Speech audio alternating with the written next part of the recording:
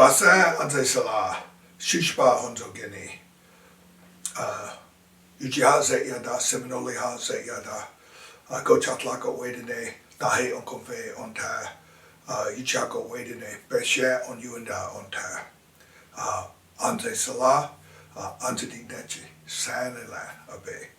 So I'm greeting you in my Yuchi language. It's the language of my grandmother. She grew up not knowing English until she was in her mid-teens, where she learned it at boarding school through a kind of a rough, pretty brutal process. But I'm telling you, my Yuchi name is Shushpa. They called me in the colonial language, English language, Richard Grounds. I'm Dr. Richard Grounds, and we work with our Yuchi language and support other tribal languages, both across the United States, Canada, Mexico, and to the extent that we can in a modest way, other language communities around the world, including, particularly we've had some opportunities to work with language communities in Australia. Fasan, Hale Keda, Senga and Asonala, Ujiha Keda, Ujihale Anzidika Wade, Abe, Ongot Wade Chisan Lay.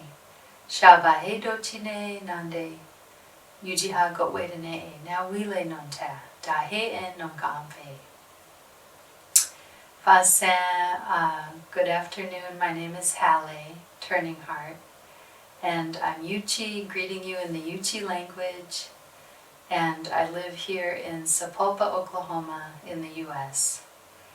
And I was just sharing a few greetings like Sengala, Senga and Asonala. Are you all good? It's good to see you all. In the Yupik language, a common greeting would be Unwamak Dagmuk Biamkin, which is have a good day. And then Uganak Chikina, which is also have a good day. And then Chamai is an easier hello. Osio, Idi Jalaki, Adu Hindawadon.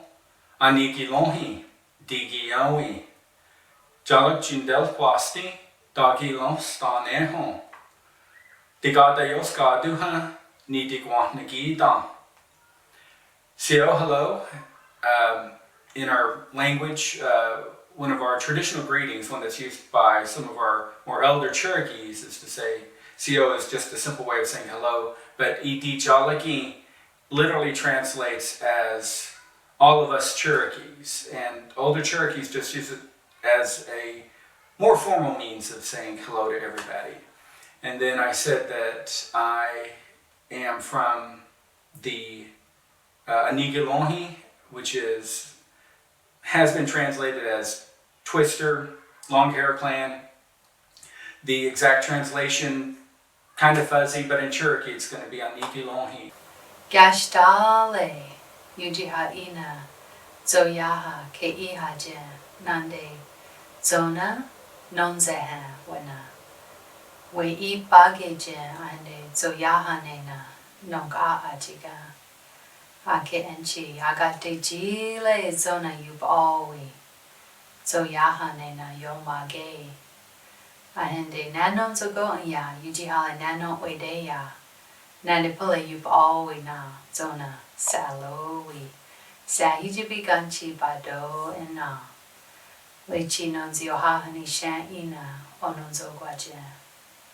So this is a story we have in our language talking about our name, our traditional name is Zoyaha, which means people of the sun. And our creation story talks about the sun as our mother. So every morning she rises, she looks for her Yuchi people. And if she doesn't see us, if we're not speaking our language, carrying on our ceremonies and way of life, then she'll go back down and she won't rise again. And the entire earth will be full of darkness.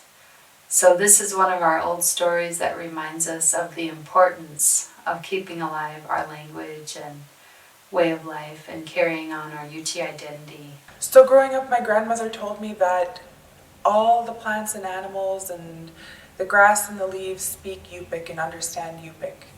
And we were in her homeland, which is over at Kukaklik lake, which is in the Katmai National Preserve, which has probably the highest density of brown bear in the world. And we were coming down the stream and we couldn't be stopped. It was very swift and we were in these little kayaks, and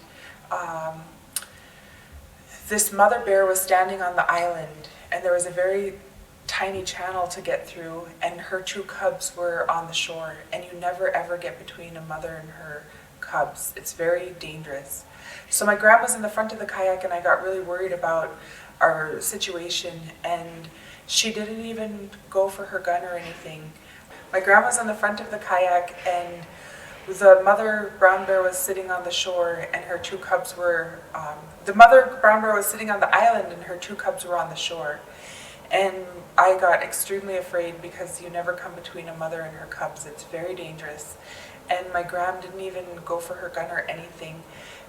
As we approached the mother bear, she looked at it and spoke to it in Yupik. And at that time, because of my fright and limited knowledge of Yupik, I don't know what she said, but I'm pretty sure it was something like, "We're not here to harm you, please let us pass by." And the mother brown bear kind of tilted her head, and you could see in her eyes this understanding. And whatever she communicated to her cubs, it was all nonverbal. It was just pure body language. Her two cubs turned around and ran into the grass. And then we were allowed to go just pass through without any harm. So that was a real live, one of those amazing experiences where something you've always been told revealed itself to be very true. Here, especially during ceremonial times, our principal activity is called the stomp dance. And the stomp dance is primarily carried on at night. So it'll start maybe like 9, 10 o'clock at night, go into the early morning. And so there would be these dances that are done around the fire. And so they would hear this music. They would hear these songs that we've had for as long as we've been Cherokee people. They would also hear, because one of the things I love, especially if you go during the summer, like this time of year, they would hear the cicadas. They would hear these, other, critters and creatures out there. And so one of the things that I associate whenever you go out to the grounds, especially this time of year, is you hear these other aspects of nature that are going on that kind of add this sort of musical melody in the background of what's happening. And they would feel, especially this time of year, it would be hot, it would be humid. And despite that fact, people build little campfires to where they sit around and socialize. So you have all of these social and religious dynamics that are really going on. I apeni no kahe kalahile san le yujihanena gatale neha nande zotogo flani aga yaste wahale goha. So when we have our green corn ceremonies, you'll smell the smoke from the fire, and you'll feel the hot sun, as well as sit under the willow, the shade. Yasha yawa goina ahe iha. The men sit under the arbors, and then we eat, after the ceremonies, we eat our zoto, the corn. And this is to give thanks and celebrate the harvest every year. And remember, Gohantune we onzio shile, that Gohantune has blessed us with another year, and this is our Yuchi New Year. Wahit nanga, gofla, godiyusha. And at the evening time, you would see the women dancers coming in wearing all ribbons in their hair and on their dresses in a amazing celebration of the women are connected to the rainbow. That's why they wear the colored ribbons. The first ceremonial ground for the Yuchis, according to the old traditions, was up on that rainbow. And it was the first woman that took her son up there to learn about those ceremonial ways. Our homeland in Igiagi changes with the seasons. If a UAE student were to come and visit, it really would depend on the time of year. So in the summer, everything is green and warm, and there's long daylight hours, in fact, almost no darkness. And we're surrounded by water.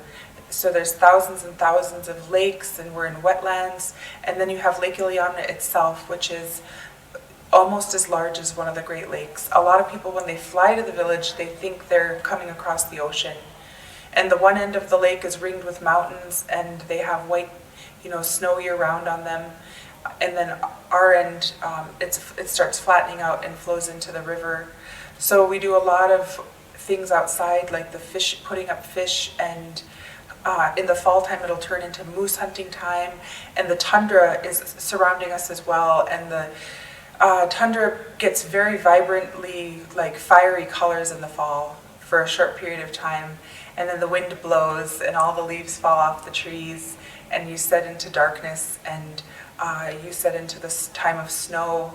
The stars at night are very, very bright when the temperatures drop and it's so dark out. And so even though we have darkness, the skies are spectacular. The night skies, and sometimes if you're lucky, you'll see northern lights on the northern horizon, and they'll be dancing. It's really special. And what I do appreciate about wintertime is when the sun comes out, all the snow sparkles like diamonds, and it's bright. It's very, very bright, so it makes up for the long darkness that winter does bring. And then spring is the time of the earth renewing, and it's pretty dark and cold, and then spring comes and everything starts melting, and all of a sudden the birds come back, and then you can hear the frogs at night, and everything just wakes up. It becomes, you realize how much nature is around us in the springtime, and everything is brown, a little brown in the spring, and muddy and wet, but then the trees and the trees coming back to green, it's a special time. One of my favorite sounds in the world is actually the ice that breaks up from Lake Iliamna, and it gets swept into the river, and they crash along each other, and they're clinking. I always say they're toasting to the renewal of the world. I think the most important message is something that our elders have expressed to us. Onkaju dahe onkonfete. Together we can move it forward. And I think that will be a beautiful message for all of us to learn, to experience, to try to benefit from sharing our culture, our tradition, our languages, and moving forward together. I think it's a beautiful short way of summarizing what we hope to gain from all of this experience and everyone's participation and contribution. Onkaju tahe onkonfete. Kedate. So I would hope that, at least for our kids here, they would get a sense to see and interact with people who are really different and live in different circumstances than they've ever even thought about. That they've never even thought about how other people live outside of their, limited experience at this point. And hopefully this is a way to sort of broaden those horizons. I think there's so much to be learned from a virtual language exchange, and I'm really excited to be part of this, and I think it's a really important project for students around the world to get to know each other and share their languages, their cultures and backgrounds. I know in my own experience, having a cultural exchange at a young age really opened my eyes, to the world, to different ways of thinking. And I think it really improves your global perspective. What I would like the students to know is our Yupik language, and especially the Lake Iliamna dialect, is in critical danger. And we have about 23 fluent speakers of it left on the planet. And our village is only 70 people. And so we really need to rely on our partners and people who have an ability to learn language and teach language. We need them learning too. I think there's a hesitation for people not of a culture to not want to, learn their language, but I would say that UAE students can really make a big difference in helping us revitalize and save our Yupik language. And I say that because in America, they don't stress learning second language acquisition at all. And so a lot of our students are coming from an environment where it's taught it's okay to only know English and that it's all you need in this world.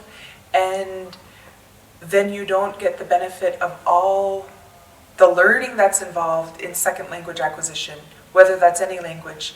But specifically, there are very few resources for learning Yupik, and we're trying to grow those, but being able to even learn an additional language is a skill set that our people don't have, and we're charged with not only teaching Yupik, but teaching all of the skills as well as trying to teach as we learn. And it's a lot, and we can use all the help we can get. And hopefully our students with this exchange will learn that once you step out of America, it's very common for people to speak 2, 3, multiple languages. And that when you take on additional language learning, it enhances your ability to learn all subjects. And so I just would really like them to learn that, as well as the UAE students to know that they can play a very critical role in helping us with saving our languages.